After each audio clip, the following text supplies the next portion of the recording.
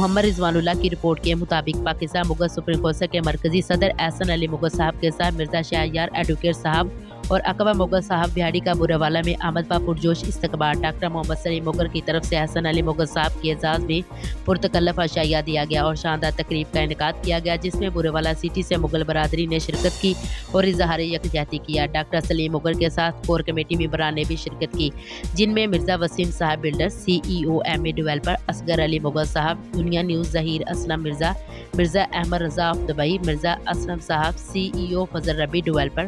Ghulam Murtaza Mughal, Hafiz Danish Mirza, professor Mirza Fayyaz Sahab, professor Mirza Shakeel Sahib, Mirza Asad Sahib, Mirza Atiya Sahib, Hafiz Usman Mirza, Mirza Ghulam Mujtaba